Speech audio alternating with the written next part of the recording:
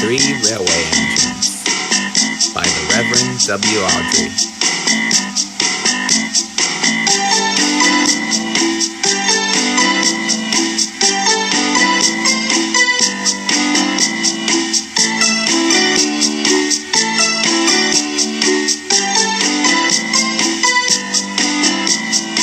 Edward stayed out.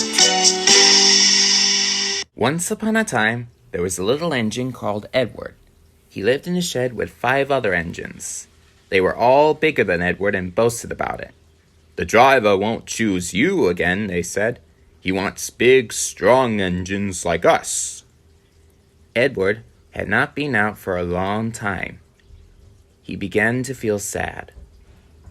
Just then, the driver and fireman came along to start work. The driver looked at Edward. "Why are you sad?" he asked. "Would you like to come out today?"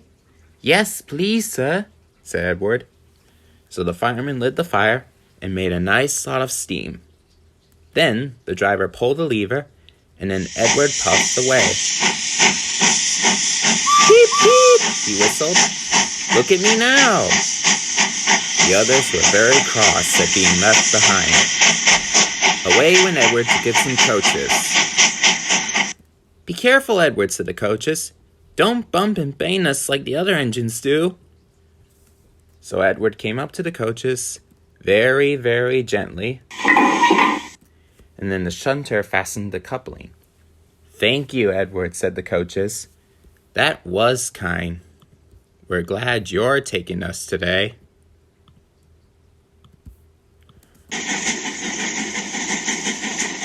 Then they went to the station, where the people are waiting. "Peep, peep," whistled Edward.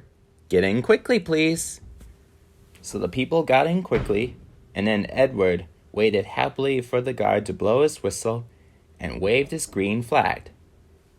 He waited and waited. There was no whistle, no green flag. "Peep, peep, peep, peep! Where is that guard?" Edward was getting anxious. The driver and fireman asked the station master, "Have you seen the guard?" "No," he said. They asked the porter, "Have you seen the guard?" "Yes, last night," said the porter. Edward began to get cross. "Are we ever going to start?" he said. Just then the little boy shouted, "Here he comes!"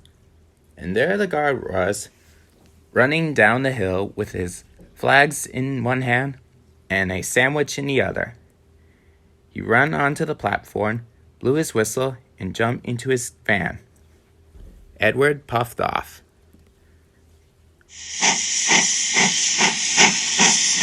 He did have a happy day. All the children ran to wave as he went past and met old friends at all the stations.